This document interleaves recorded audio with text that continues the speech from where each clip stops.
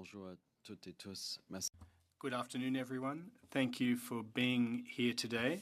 A special meeting to award human rights defenders, specifically women human rights defenders, outside of Canada.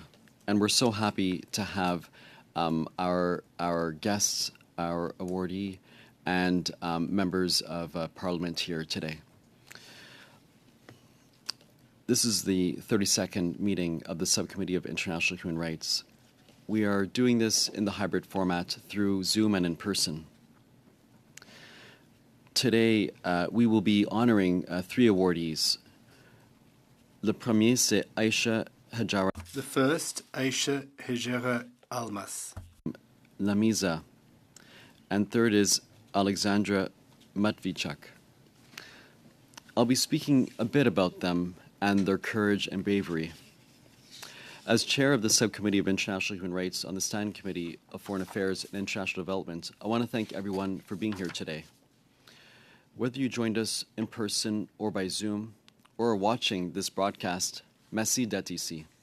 Thank you for being here. The Subcommittee on International Human Rights was established to inquire into matters relating to the promotion and the respect for human rights around the world. We are a subcommittee of Foreign Affairs, which is a committee of the House of Commons.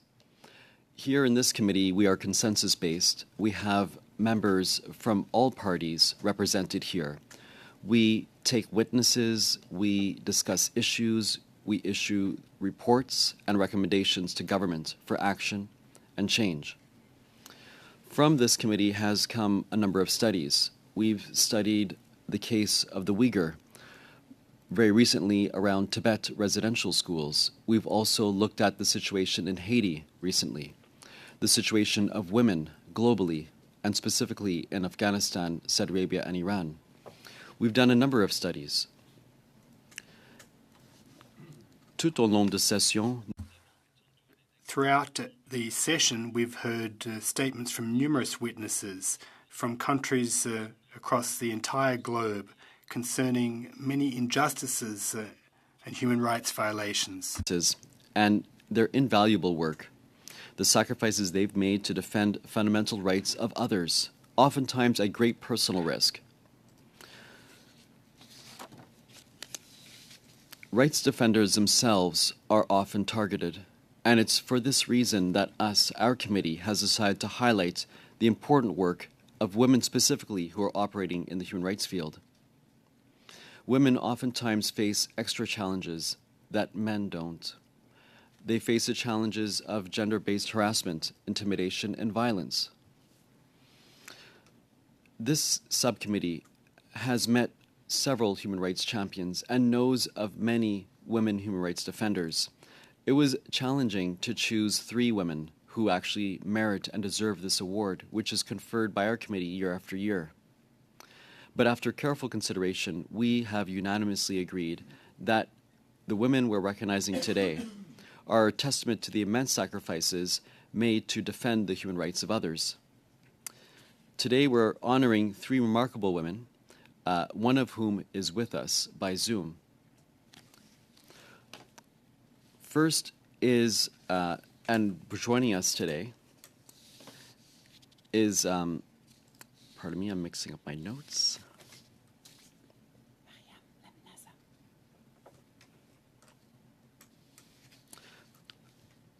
First is Mariam Laminaza. She is the president of Voice of Women, an association under the Inter-African Committee on Traditional Practices. Mariam is a former legislator of Burkina Faso who has spent decades advocating for the rights of women in the region. She champions forms of violence against women and girls, including the abhorrent practice of female genital mutilation. Mariam is our first awardee and present with us today. We've also awarded Aisha Hajara Almas, a high school student from the Indian state of Karnataka. In February 2022, I should say, she led a group of her fellow female high school students to challenge bans on hijab in court. Aisha is respected for her fight to protect women and their freedom of religious expression. Our third awardee, who could not connect with us today is Alexandra Matvichuk. She is a Ukrainian human rights lawyer and democracy advocate. She is the chair of a Ukrainian-based nonprofit Center for Civil Liberties. The CCL's mission is to establish human rights, democracy, and solidarity in Ukraine and the OSCE region for the affirmation of human dignity. Alexandra is also a member of the Advisory Board on Human Rights of the Office of the Ombudsperson of Ukraine since 2012. In this role, Alexandra has worked to improve the protection of citizenship and human rights and freedoms.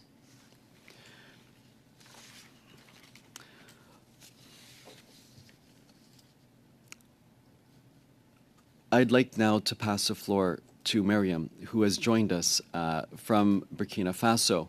And we want to hear about your important work. I'll turn the floor now to you for your remarks and for our attention. Thank you so much, Miriam.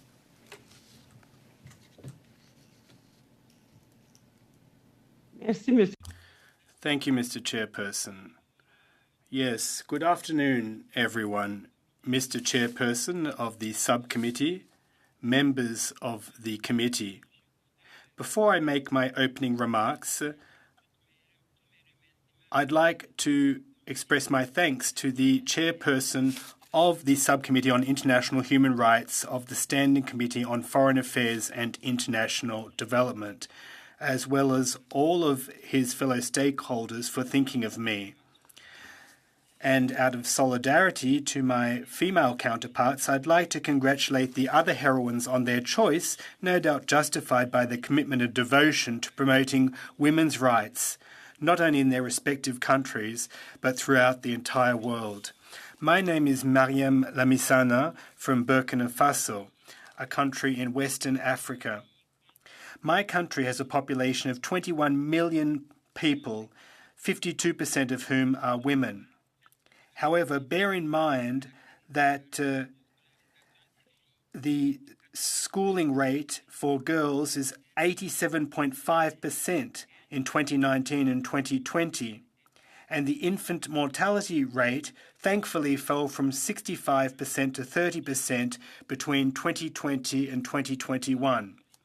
Now, over the same period, neonatal mortality fell from 28 to 18%.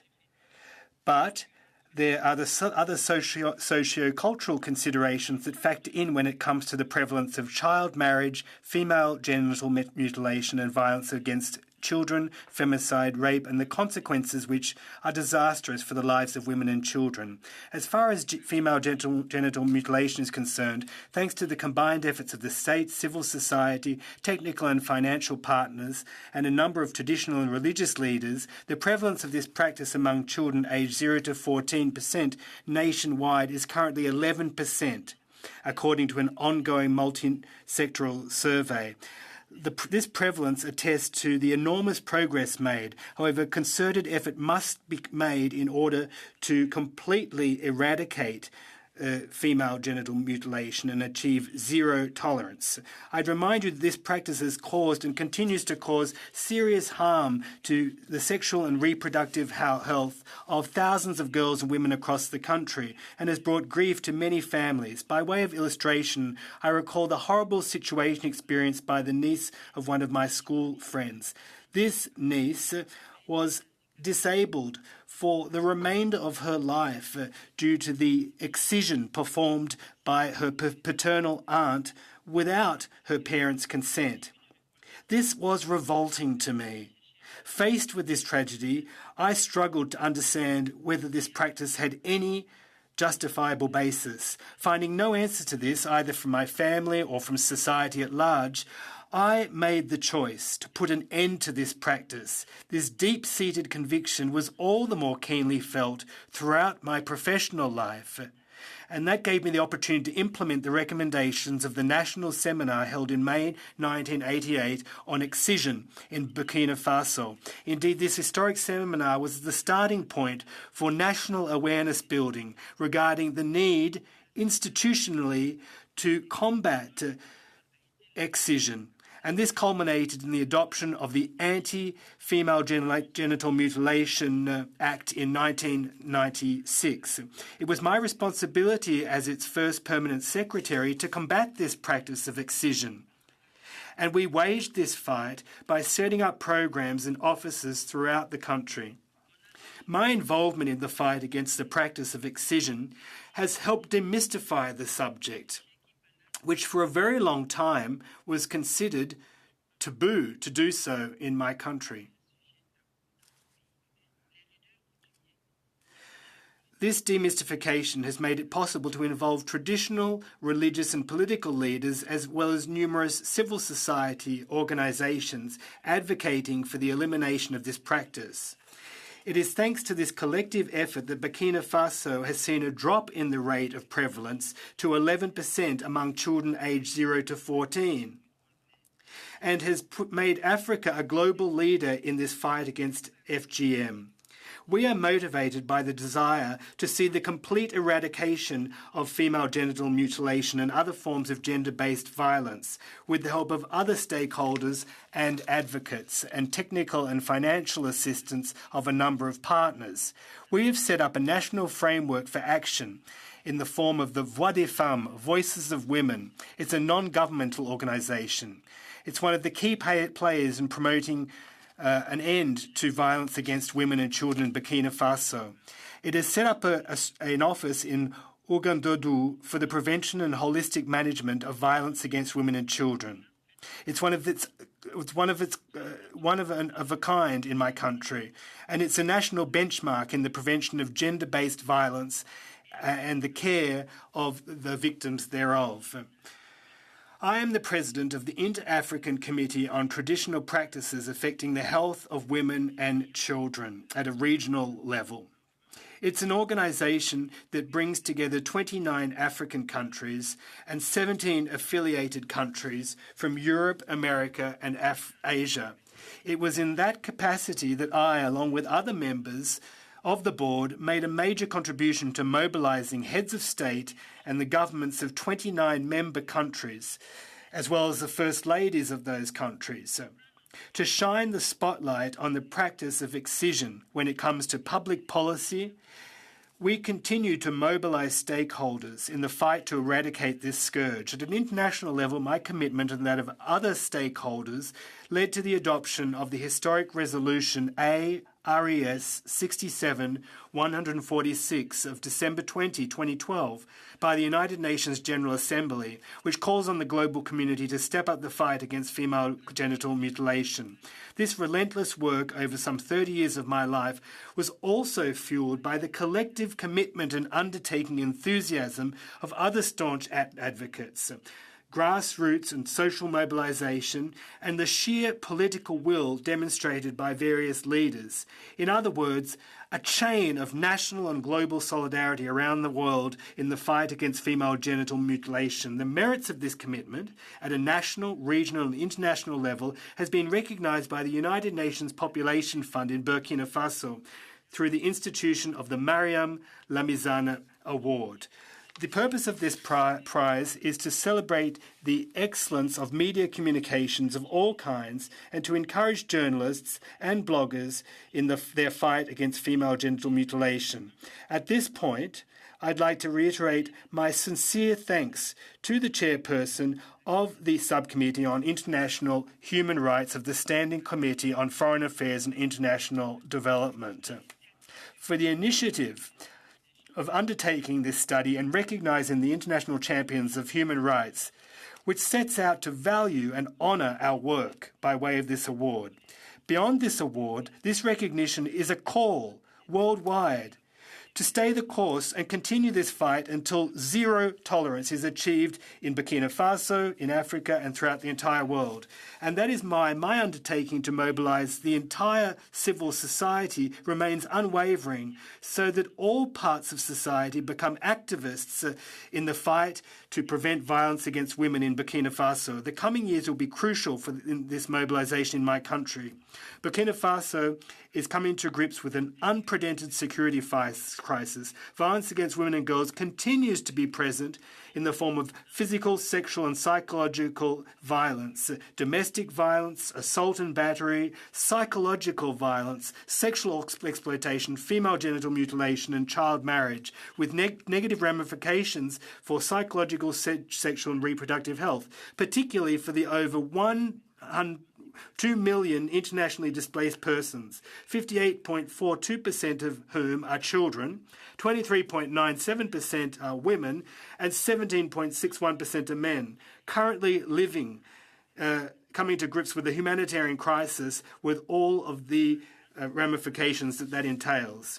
Despite these difficulties, which otherwise might jeopardize the gains of decades of struggle, I remain convinced that with the determination and mobilisation of all stakeholders, we will succeed in eradicating this scourge.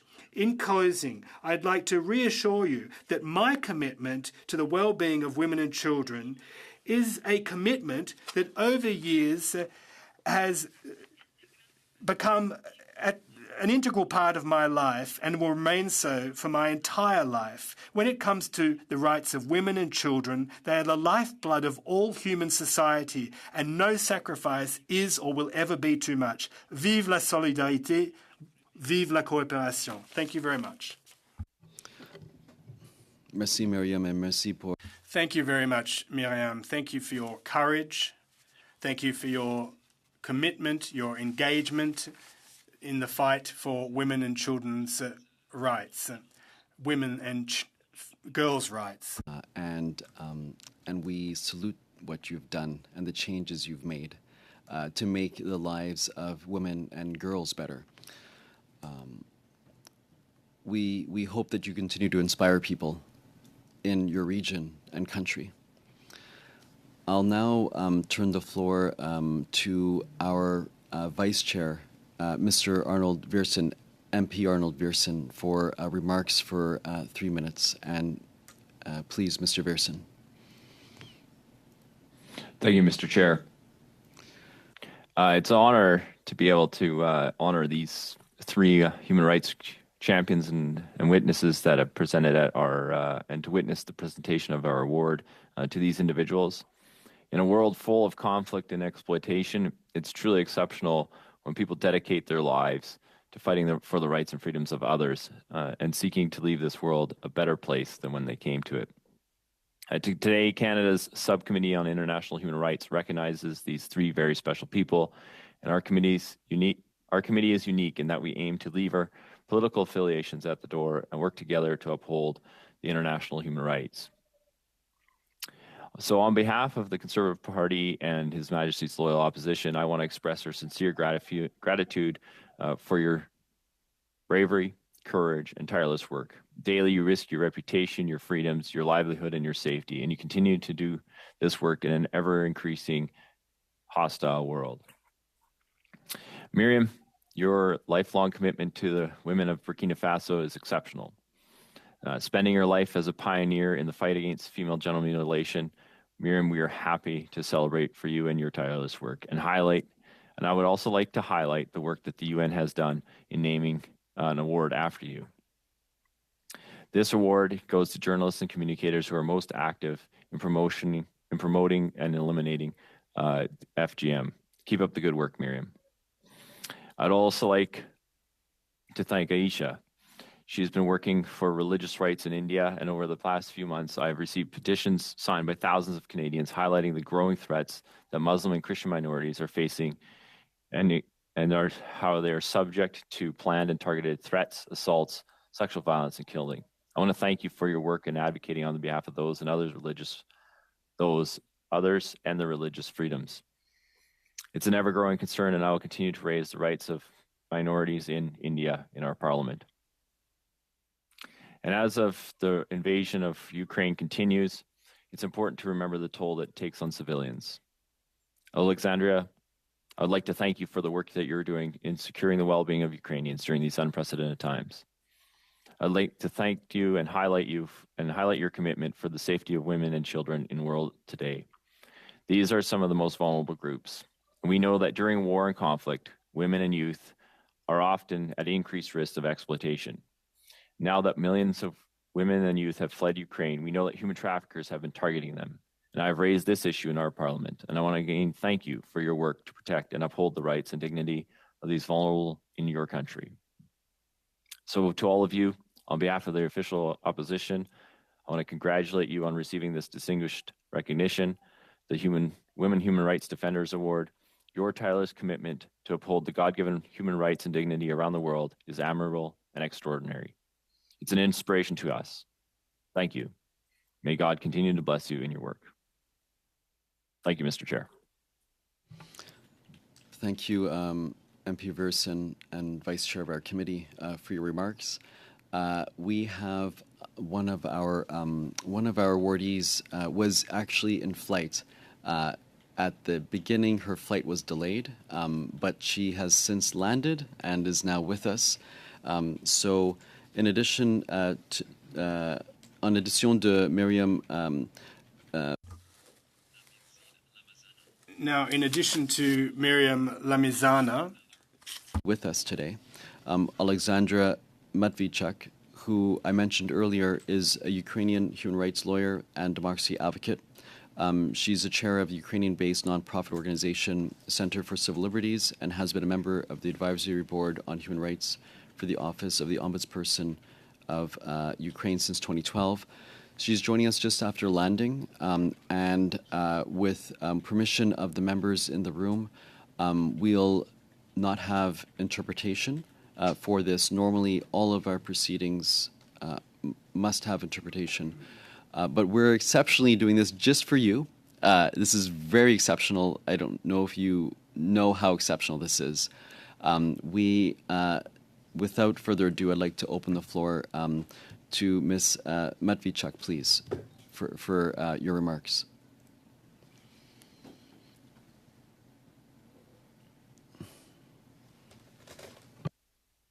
I'm very grateful for providing me a floor.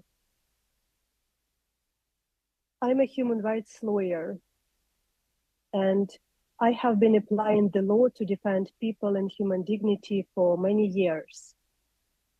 At present, I do in my job in the circumstances when the law doesn't work. Russian troops deliberately shelling residential buildings, schools, churches, hospitals, attack evacuation corridors, manage filtration camps system, organize forcible deportations, commit murders, tortures, rapes, abductions, and other kind of offenses against civilians.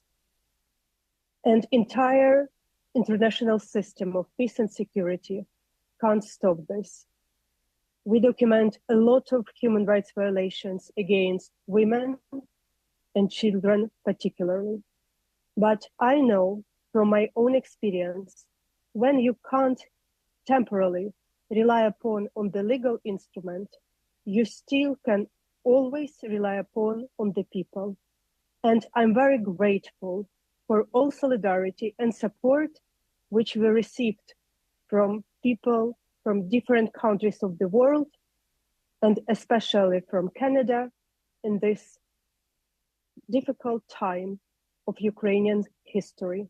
Thank you very much for your humanity.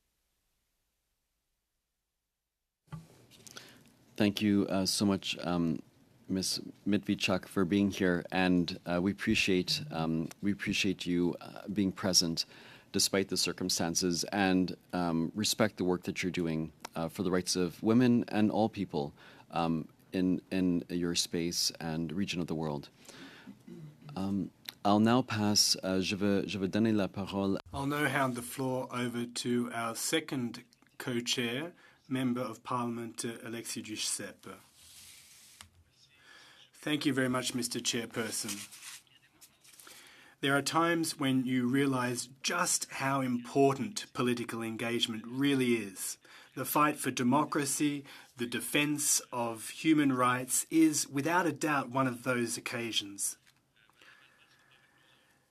Ms. Almas isn't with us, but Ms. Lamizana, Ms. Matvichuk, I am honoured to take this opportunity in your presence today.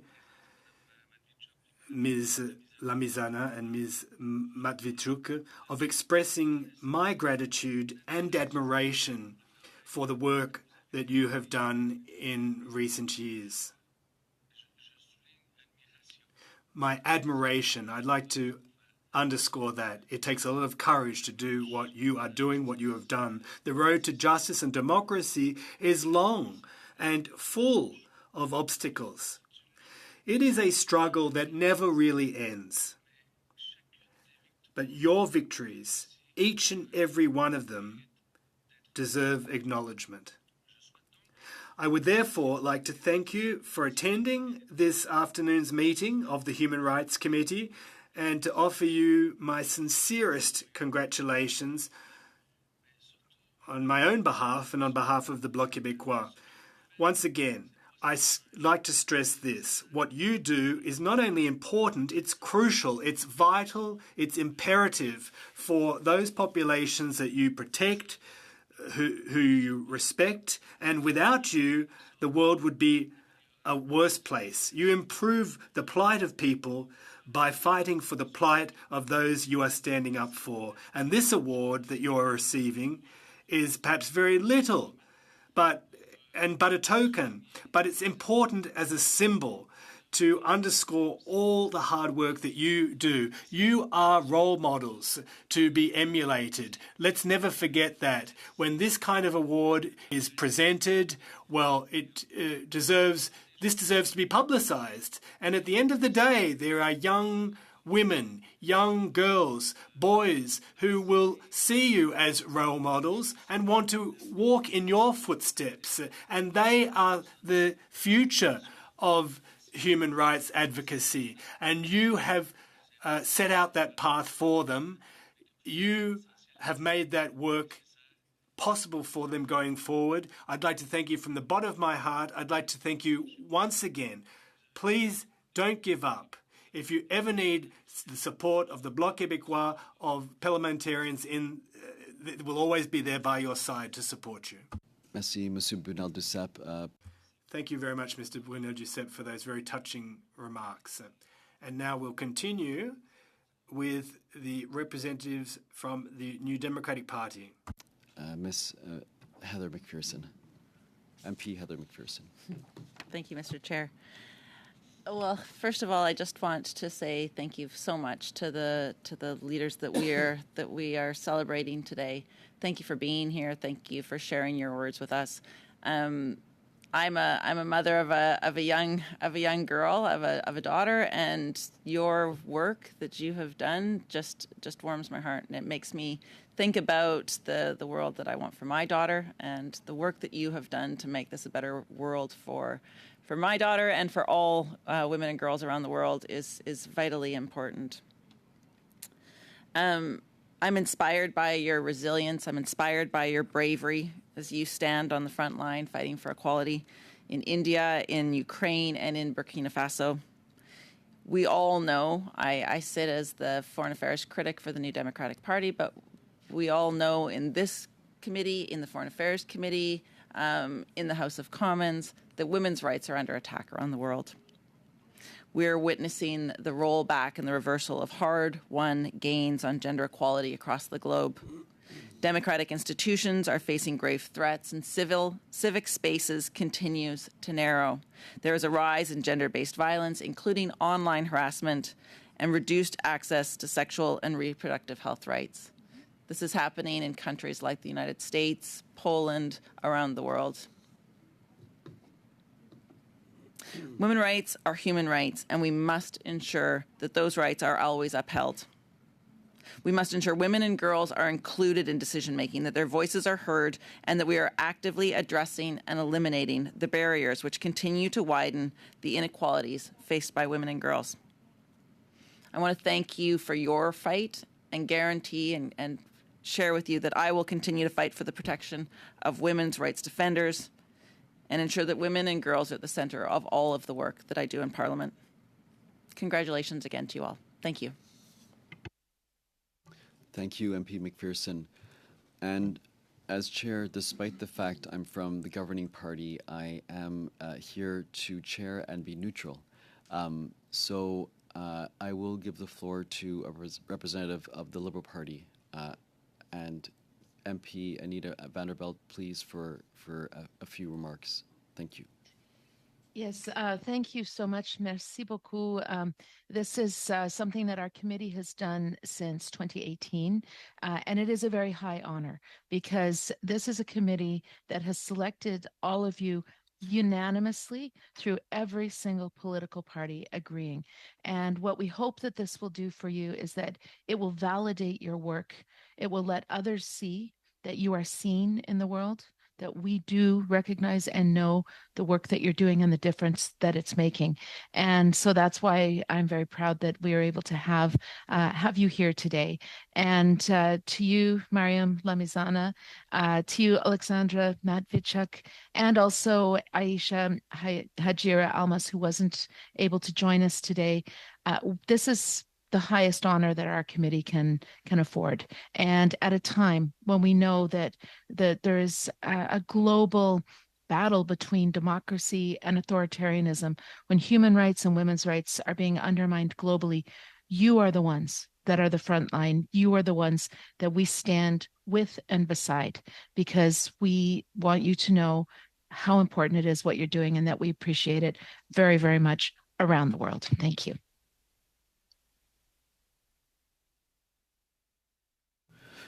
So this concludes our ceremony, and it is. We wish we could have had you all in person. Circumstances didn't allow, but we're happy that we are gathered together for this important award. You'll find this video on our committee website. It's accessible for all of you, and you can share it if you want within your networks. We thank you for sharing your advocacy, your path with us to champion human rights and the rights of women, specifically women and girls. We thank you for that, especially for all the challenges you face. We know and recognize you face extra challenges, and that you do so with personal risk. I want to extend all my gratitude to all my colleagues, the MPs on this committee, for being involved in this process and helping get this award to where we've gotten to. Votre travail acharné. Your tireless work has allowed us to respond effectively to issues regarding human rights. Almas, for the work you do. Miriam Lamazia, merci pour votre travail. Thank you for your work. Matvichuk, thanks for being with us today. And congratulations to all receiving the award. Your accomplishments inspire us, remind us that we must continue to serve and the impacts that are made. Again, thank you for being here. I hope that we will cross paths again, either virtually, but hopefully in person. Merci beaucoup. Bonne journée à tous. Thank you very much. Have a good day, everyone.